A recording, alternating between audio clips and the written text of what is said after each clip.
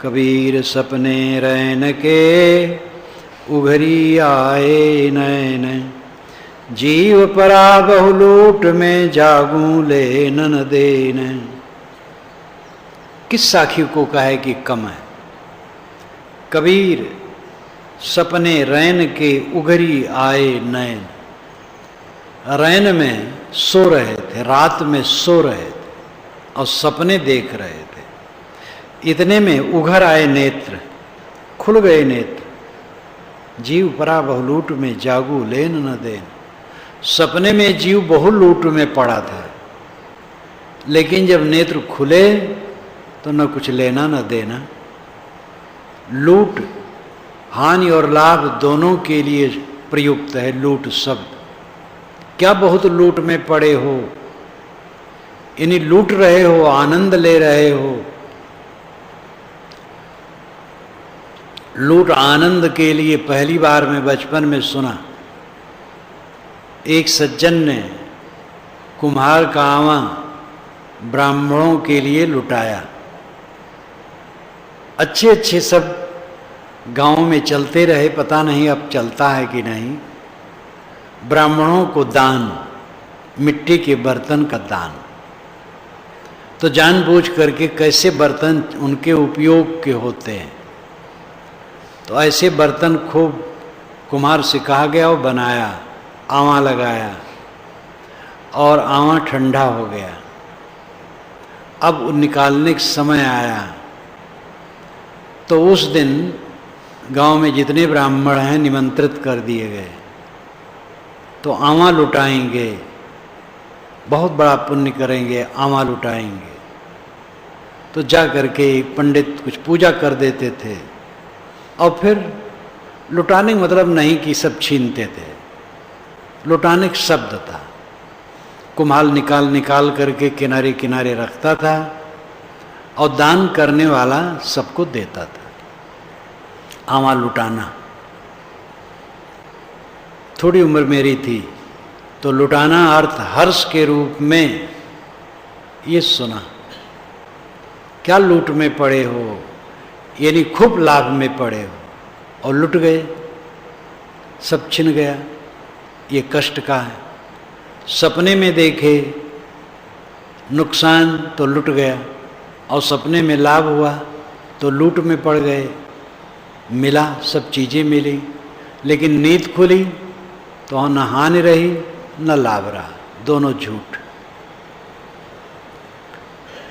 जीव परा बहुलूट में जागू लेन न देन। ऐसे ही है, हानि है, लाभ है, हर्ष है, शोक है, शरीर छूट गया, बस खत्म। काशी में मेरी पुस्तकें जहाँ छपती थी, बाबू बैजनाथ प्रसाद बुकसेलर के सुपुत्र गोपाल दास, साधु स्वभाव, देखने में सुंदर, वैसे मन से उससे भी सुंदर, एकदम साधु स्वभाव। एक दिन घूमते घूमते आए मेरे पास। कोठी उनकी अलग, काम धाम शहर में दौड़ते रहते थे और मेरे पास प्रायः आ जाते थे, कभी कभी नहीं आ पाते थे। आए, खाट पर मैं बैठा था, नीचे गद्दी पड़ी थी, बैठ गए और हमारी खाट से पीठ लगा दिए और थके थके लगे। उनको भैया जी सब कहते थे। मैंने कहा भैया जी थके हैं? हाँ, हाय हाय करके दौड़ रहा हूँ, शरीर छूट जाए बस सब ठीक हो जाएगा। उसी के 10-15 दिन हो गया, याद पक्का नहीं है। मैं कलकत्ता गया, यहाँ के जमीन की खोज चल रही थी, तो प्रेम जी को पत्र लिखा तो उन्होंने कहा आ जाइए। तो मैं अकेले उस समय गया कलकत्ता। तो कुछ ही दिन में पत्र गया। फोन की सुविधा उस समय तो इतनी थी नहीं कि गोपाल भैया का शरीर छूट गया। डॉक्टर वकील से मिलने गए, रात में बात किए, नीचे उतरे, अपने गाड़ी के पास आए, वहीं गिरे, हार्ट अटैक हुआ। अटैक नहीं, वो फेल हो गए और खत्म हो गए।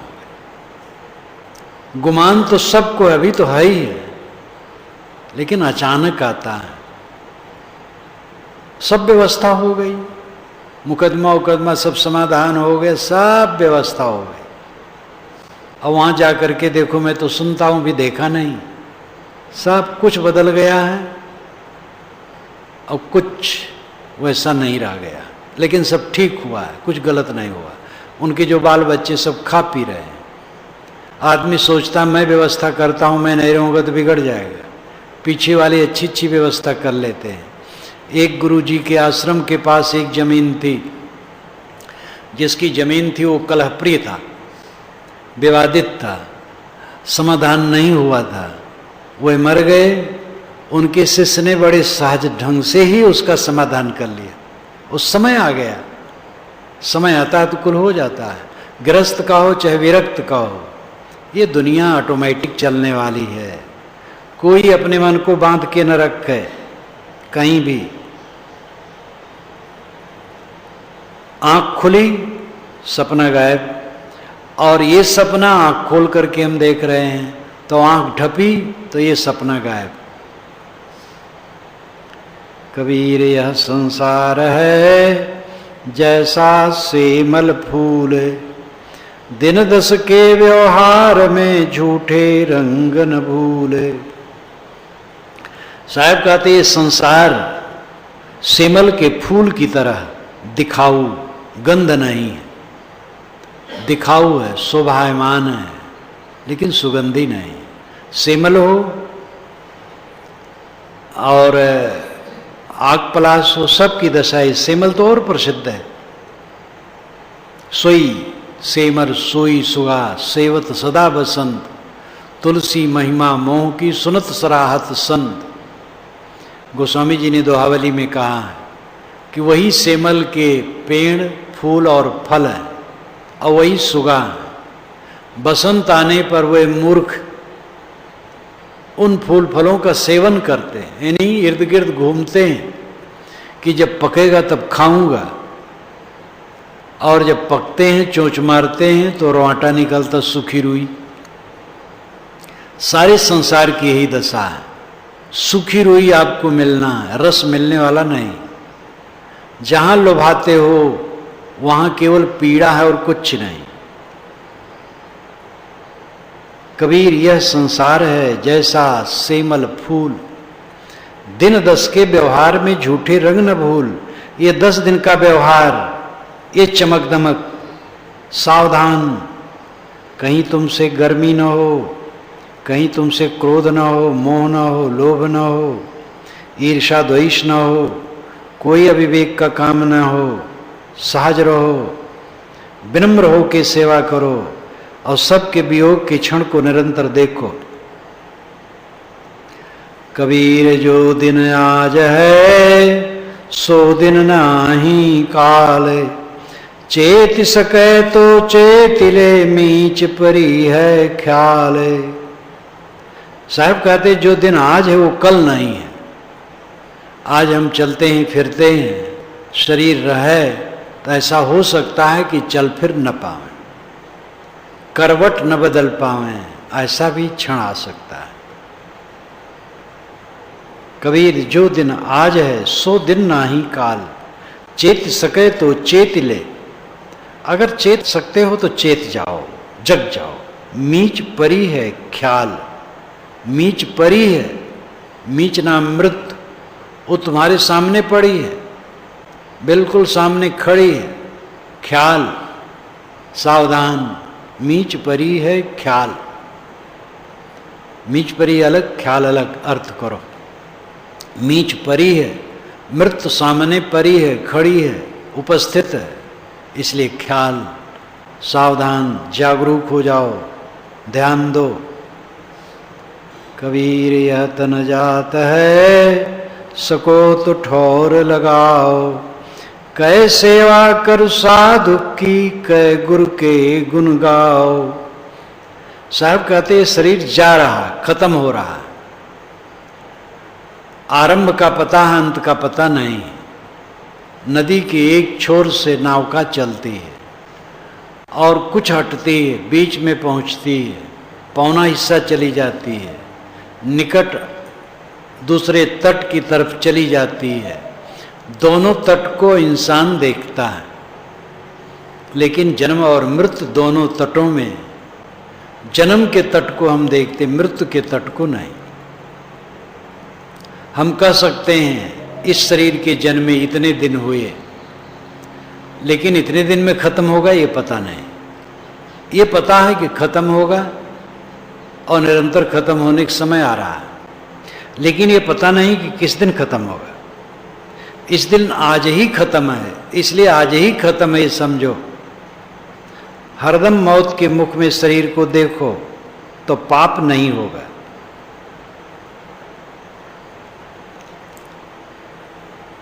सके तो ठौर लगाओ।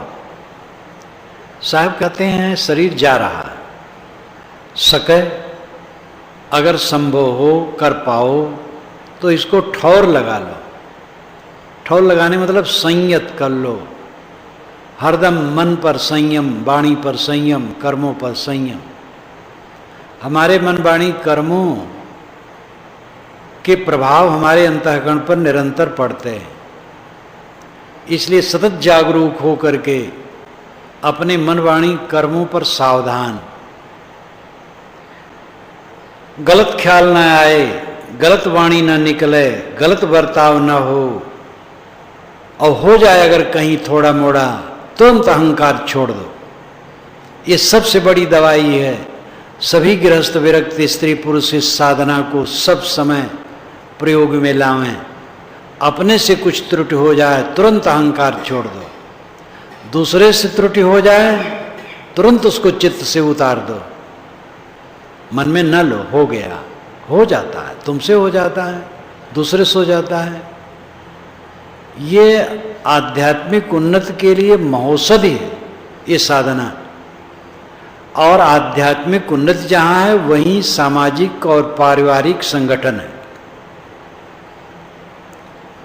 जब शीतल रहोगे, विनम्र रहोगे, दूसरे के दोष नहीं देखोगे और अपना निर्माणी रहोगे, स्वाभाविक संगठन में सहयोग करोगे। ऐसे ऐसे सब वृत्ति रखेंगे, सब संगठित। जब एक दूसरे बुरा कहोगे, कलह करोगे, सब बिगड़ जाएगा। इसलिए अपने दोषों से विनम्र हो जाना, फिर दूसरे के दोषों को क्षमा कर देना। ये साधना सब समय सब के जीवन में चलना चाहिए। सके तो ठौर लगाओ। ये शरीर जा रहा है, अगर संभव हो तो ठौर ठिकाने लगा लो। ठौर ठिकाने लगाना है, संयमित कर लेना। कह सेवा कर साधु की, कह गुरु के गुण गाओ। या तो साधु की सेवा करो या तो गुरु का गुण गाओ। कबीर साहब ने साधु और गुरु पर जोर दिया उपासना के लिए। ईश्वर की उपासना आज भी मान्य है पूरी दुनिया में। और कहते हैं भैया एक अंधे की लकड़ी है। भगवान जब कहीं कुछ नहीं तो ये भगवान जाने। आप हमसे पूछे क्या है तो बताऊंगा, ये चीज़ है, ये चीज़ है। दीवार के पीछे क्या है, भगवान जाने। जो कुछ अंधकार में हो भगवान जाने। तो अंधे की लकड़ी है ईश्वर।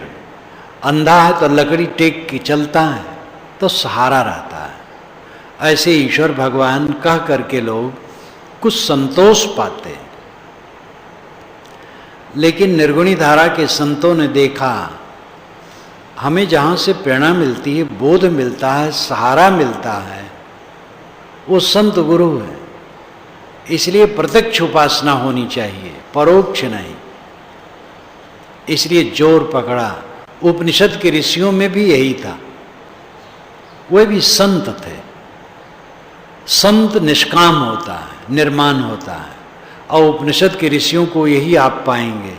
ऐसे भी ऋषि थे कि महाअहंकारी, वो आश्रम उनके फूंक दिए तो ये कर दिए तो क्या कर दिए, और बढ़ा चढ़ा के भी लिखा गया है। लेकिन क्रोधी ऋषि मुनि का वर्णन बहुत है, किंतु उपनिषद के ऋषियों में ऐसी बात नहीं। वहाँ पर तो आता है, कोई आता है, साकेत नरेश आया, रथ से उतरा, ऋषि के पास पहुँचा, भगवान इस विषय का उपदेश कीजिए। ऋषि कहता है इसको मैं नहीं जानता हूं। कहे भगवान मैं बहुत आशा से आया हूं। ऋषि ने कहा कि अगर मैं झूठ बोलूंगा तो सूखी लकड़ी की तरह सूख जाऊंगा। तो चुपचाप राजा रथ पर बैठा और लौट गया। पिप्पलाद ऋषि ने 6 जिज्ञासुओं को जब साल भर के बाद उपदेश किया तब कहा मैं इतना ही जानता हूं, इसके आगे नहीं जानता हूं। वैसे परमार्थ का उपदेश इसके आगे है भी नहीं, ये भी कहा। तो जो उन्होंने कहा था, काम भर की बात कही थी, तेषामसो विरजो ब्रह्मलोको न येष जीवम नृतम न माया चेत, ये उन्होंने पहले ही कह दिया था। तेषाम असौ विरजो ब्रह्मलोको, उसके लिए निर्मल ब्रह्मलोक है जिसमें जीवम माया और झूठ नहीं, जीवम कुटिलता और माया छल कपट और असत्य ये नहीं है। जो असत्य नहीं बोलता,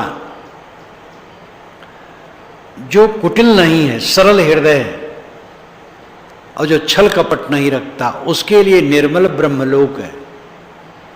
तेषामसो विरजो ब्रह्मलोको, विरज धूल गर्दा गुब्बार से रहित ब्रह्मलोक, अर्थ है निर्मल आत्मा की स्थित उसी के लिए।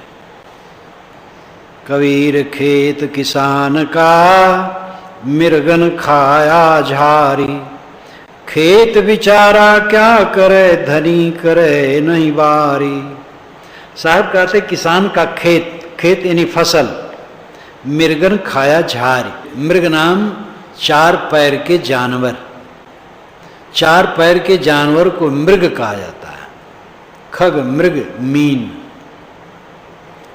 तो खग जो आकाश में उड़े, मीन जो पानी में तैरे, और खग मृग जो 4 पैर के हैं जमीन पर दौड़ते हैं।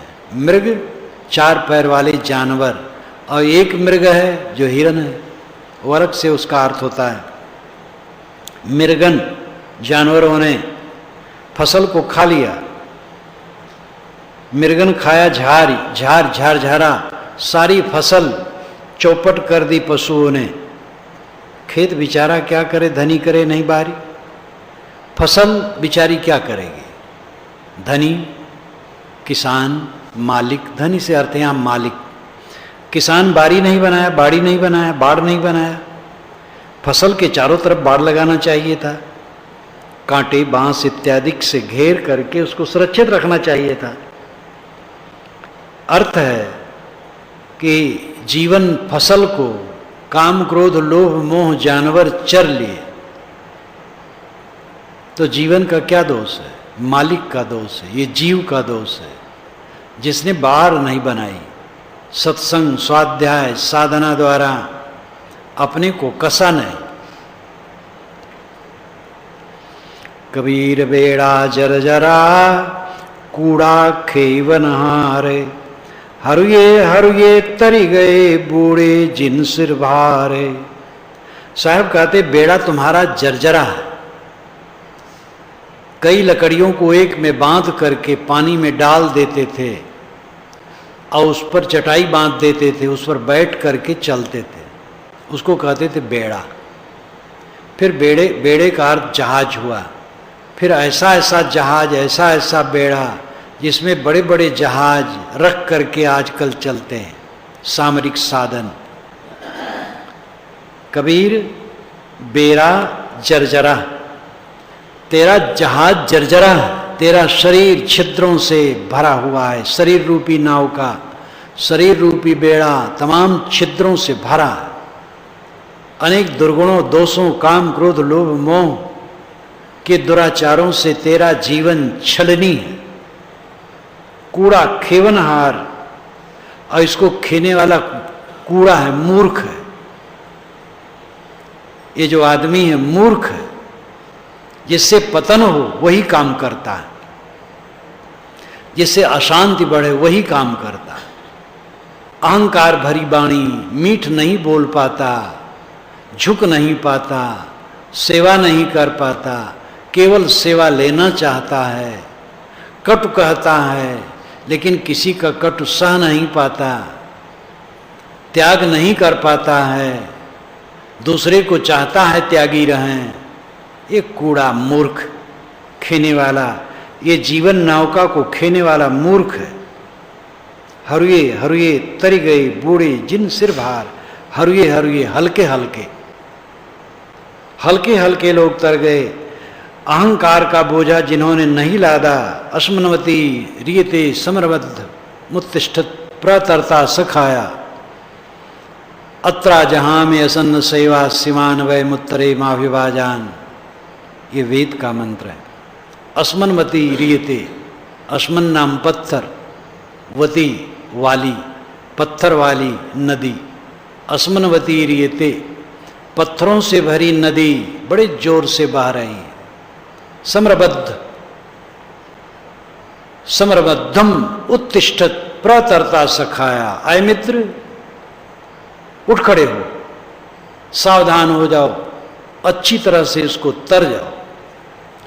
लेकिन शर्त है, अत्रा जहां, यहीं छोड़ दो, अत्रा यहीं, जहां छोड़ दो, अत्रा जहां में असन्न सेवा, जो असत और अशिव है यहीं छोड़ दो। जब तुम पार हो जाओगे तब तुम्हें सिवान वै मुत्तरे माभिवाजान, जब तुम पार हो जाओगे तब तुम्हें मंगलमय चीजें मिल जाएंगी। नदी तैरना है, बोझा लिए हो, लोभ कर रहे हो, सिर पर लाद के तैर रहे हो, डूबोगे, माल भी जाएगा, जान भी जाएगा। माल फेंक दो, तैर जाओ, जान बच जाएगी, और उधर तुम्हें खाने पीने की चीजें मिल जाएंगी। ये दुनिया का अहंकार लादे लादे हम तैरना चाहते हैं। दुनिया का अहंकार छोड़ दो, तुम कुछ नहीं, निर्माण हो जाओ। हरुए हरुए तरी गए बूढ़े जिन सिर भार, ये काव्य की भाषा हरुए हरुए है। हल्के हल्के की अपेक्षा हरुए हरुए कोमल है। जिनके सिर पर बोझा था, जो अहंकारी थे, वो डूब गए। कबीर पांच पखेरुआ राखा पोख लगाए, एक जुआया पारधी ले गया सबे उड़ाए। कितनी करुणा से भरी साखी है। कबीर पांच पखेरुआ राखा पोख लगाए, 5 पक्षी थे और उनका पोषण करके मैंने रखा था, खूब खिला पिला करके मजबूत। अलंकार भी कितना, कबीर 5 पखेरुआ राखा पोख लगाए। 5 पक्षी थे, प्राण अपान समान बयान उदान, ये 5 प्राण, खूब खिला पिला करके इन 5 प्राणों को मजबूत बना रखा था। लेकिन दुख की बात, एक जो आया पारधी, पारधी बधिक एक आया, ले गया सबे उड़ाए। एक साथ सबको उड़ा ले गया, और पारधी पता भी नहीं चलता है। बाहर का शिकारी आता है तो देखने में आता है, काल रूप में शिकारी आता, कोई जान नहीं पाता है, और 5 पक्षियों को एक साथ उड़ा ले जाता है। बहुत विदग्धात्मक साकी है। कबीर 5 पखेरुआ राखा पोख लगाए, एक जो आया पारधी ले गया सबे उड़ाए। कबीर नाव तो झांझरी भरी बिराने भार, केवट सो परिचय नहीं क्यों कर उतरे पारे। साहब कहते नाव तुम्हारी झांझरी है, मानो शरीर रूपी नाव का अनेक छिद्रों से भरी हुई, तमाम दुर्गुणों दोषों में तुम शरीर को छलनी बना दिए हो, जीवन को भरी बिराने बाहर, और दूसरे का बोझा इस पर लाद रखे हो। पुत्र ऐषणा, वित्त ऐषणा, लोक ऐषणा, ये उपनिषद की भाषा है। पुत्र ऐषणा, अनुगामियों की इच्छा, हमारा नाम चलाएंगे। वित्त ऐषणा, ऐश्वर्य खूब बढ़ जाए। लोक ऐषणा, हम जगत में प्रसिद्ध हो जाएं। इन ऐषणाओं का बिराना बोझा लादे हो उसमें, केवट सो परिचय नहीं। सदगुरु केवट है, जो तुम्हारी नौका को पार करने वाला है। अंदर में विवेक केवट है, दो केवट है, बाहर सद्गुरु, भीतर विवेक। बाहर से हमें संत और सद्गुरु रास्ता दिखाते हैं, उनसे परिचय नहीं, और अंदर में विवेक जगाते नहीं हो, क्यों कर उतरे पार, कैसे पार पाओगे? कबीर रसरी पाँव में कहाँ सोवे सुख चैन, सांस नगारा कूंच का बाजत है दिन रैन। साहब कहते तुम्हारे पांव में मौत की रस्सी बंधी हुई है, तुम जन्मे और तुम्हारे अंगूठे में उसने रस्सी बांध दी है और रोज खींच रही है निरंतर। कबीर रसरी पांव में कहाँ सोए सुख चैन, कहां तुम खर्राटे की नींद ले रहे हो? सांस नगारा कूंच का बाजत है दिन रैन, तुम्हें अपनी मूंछ का बहुत गर्व है ना, और उसी मूंछ पर सांस का नगारा रात दिन बज रहा है। ये कूंच का नगारा है, शब्द योजना और भावना प्रेषित करने की कला, सब कुछ व्यक्त करने की कला कितनी अद्भुत है। कूंच का नगारा, कभी कभी फौज जब चलने को होती तो कूंच का नगारा बजता है, और जन्म लिए हो तभी से कूंच का नगारा बज रहा है। तुम्हारी मूंछ पर बड़ा गर्व है मूंछ का, और उसी पर कूंच का नगारा रात दिन बज रहा है। सांस नगारा कूंच का बाजत है दिन रैन, कबीर यंत्र न बाजई टूट गए सब तारे, जंत्र बिचारा क्या करे गया बजावन हारे। जीव निकल गया, यंत्र बेकार पड़ा है, दो कौड़ी का भी नहीं।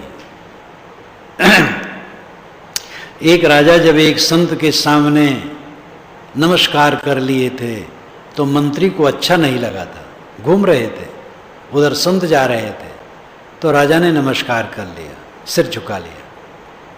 जब आगे बढ़े तो मंत्री ने कहा, हुजूर आपका सिर राज्याभिषेक में वेद मंत्रों से अभिषिक्त हुआ है, इसलिए राजा ईश्वर है, उसको किसी के सामने सिर नहीं झुकाना चाहिए।